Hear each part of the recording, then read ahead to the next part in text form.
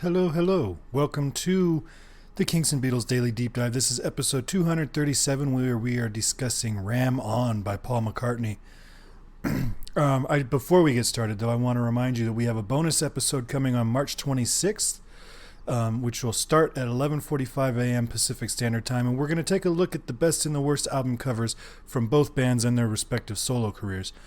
This is going to be exclusive video content for folks who have contributed as a thank you to them, and it will be exclusive for 2 months. So if you contribute via Hero Habit, you can you'll get an email with the login information for you to access the video live, and then you'll also have access to the archive of that video for 2 months following that.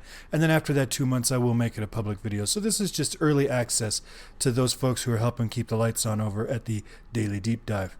If you are interested in contributing to our little series, you can visit herohabit.com/shop, and there you can do the podcast support button.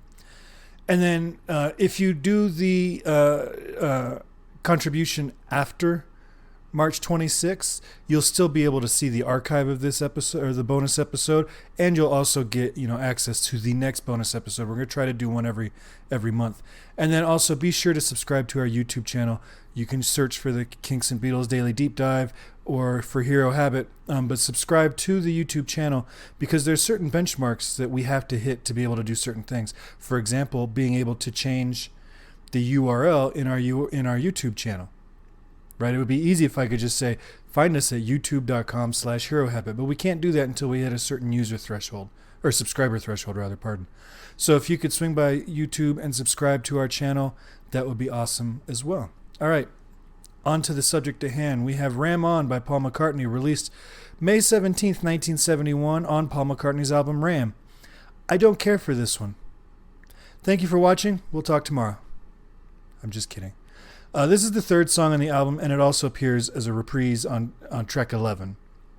And for the purpose of this podcast, we're going to treat both songs as if it's one. It's a lot like You from George Harrison's Extra Texture, where it's just more of the song that kind of fades in and fades out, and that's it, as far as the reprise goes.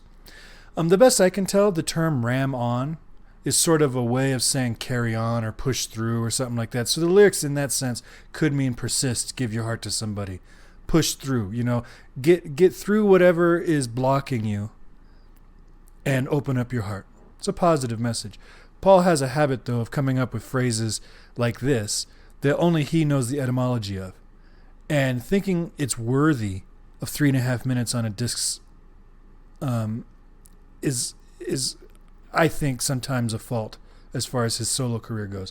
I mean, sure, Sea Moon is catchy, but if you have to explain what it even is you're saying, is it really an effective lyric? And I don't know that he's ever really explained this one,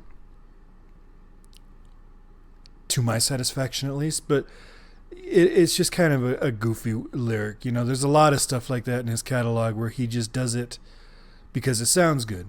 And sometimes that's fine. But then sometimes when it is the title of your song, and technically, I guess, the title track of your album, it should have a little bit more depth to it than it's just something that sounded good. I've seen it written also that the title is a nod. He used to use a pseudonym when he was with the Beatles. I think he used it for longer than that. Ramon.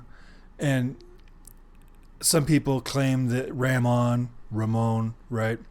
But I don't buy it. I think that's a bit of a stretch, because Paul's never been adverse to using fake names in songs, right? He uses names in songs all the time. Maxwell Silverhammer, Martha My Dear, Eleanor Rigby, right? He uses names all the time. He could have just called this one Ramon or Ramona if he wanted to make it more of a love type song. So I'm a little bit hesitant to say that that's what he meant on this one. Why would he deliberately mispronounce it? And then if that is what it is, if it's supposed to be Ramon, then is the name of the album Rum instead of Ram? I mean, I don't know. It's a bit of a stretch. It's just silly. This song is also in the vein of songs like Why Don't We Do It in the Road, where you've got one repeated phrase. You've got ram on, give your heart to somebody soon, right away. That's it. That's the entire lyric. So he has one line of music. He's got 4 chords that we'll talk about in a minute. And then that's the whole thing. And I will give Paul credit that the intro to this song, with the first track, not the reprise, with like that sweeping piano arpeggio and the Wurlitzer piano and the false start, it's a pretty cool and engaging opening. And I remember the first time I heard this track, and I know we talked about this on the Too Many People episode, where I had I bought this album, I listened to it once, I didn't like any of it, and I sat on it for 6 months before I tried it again. And then when I re-listened to it, I was like, why was I not listening to this album? This is a great album. Ram On, because of that intro, was one of the only songs that I actually did like on that first listen. I mean, I liked Admiral Halsey because I already knew that song. That was the one that I already knew. And I guess this is a opinion that I apparently share with John Lennon, because he was quoted as mostly hating this album. He preferred McCartney 1. And he mostly hated this one, but he actually name-checked the first bit of Ram On. So I'm assuming it's all this introduction and the weirdness that opens this track. But I don't agree with John on the other aspects of him not liking this album. But these little unfinished half ideas really don't need that much disk space, especially when you consider Paul's talent for combining a bunch of unfinished tracks into a single song or using snippets as links. He does it on this album. Right? Hands Across the Water has nothing to do with Admiral Halsey, has nothing to do with Butter Pie, right? Those are all snippets. So why would you make this a focal point, a full song focal point, when you combine it with the reprise, which, like I said, is just compiled of, it just fades into a song already in progress and then fades out. You're giving it a full song's worth of time, 3.5 minutes for one line and a couple chords.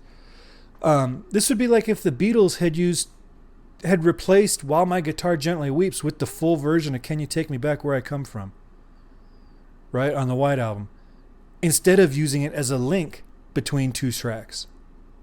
I think it's a waste of disk space. I think this would have been a much more effective little tune if it was 35-40 seconds tacked on somewhere or was part of a larger picture. I'm sure there are diehard fans of this song, as there are fans of Wild Honey Pie. And I look forward to your comments, because I saw people commenting on articles written about this song who absolutely love it. And it's not a horrible song. It's just not done. What you've got is a short, pretty melody for one line of music. It's not finished. Just about the only thing I find cool about this song really is in the reprise. At the end, he teases the song Big Barn Bed, which wouldn't be released until Red Rose Speedway 2 years later. That's 1973. This is 1971. And Big Barn Bed is far from my favorite McCartney song, but it is cool to have that continuity between the two albums, right? And the fact that we're teasing songs that aren't going to be heard for 2 more years is really cool. And had he done it intentionally, it would have been cool if he did it throughout, but he didn't do it intentionally. He had that song in his head, and according to the engineer, it was actually supposed to be edited out. But, and then he just sat on it for 2 years. He didn't deliberately not put it on RAM. But it would have been cool if that was a deliberate choice. Chord-wise, there's not much to talk about here. Every transcription I found lists the opening chord as a C sharp major 7, which is fine. That's technically true. But it ignores a few things like where the leading tones are and where the melody is. But harmonically, if you read it as F minor with a flat 6, it makes a little more sense.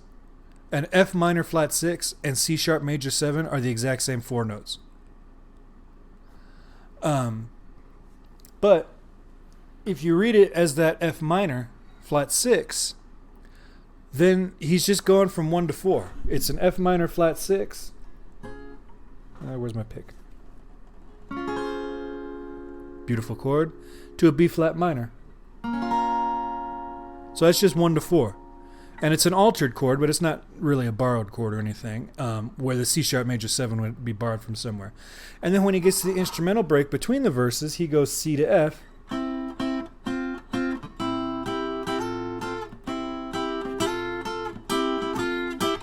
Which is 1 to 4 again. So basically he's doing 1 to 4 in F minor, and then 1 to 4 in C major. So for all the simplicity of this song and the incompleteness of it, he is actually changing keys back and forth as he goes, which is cool.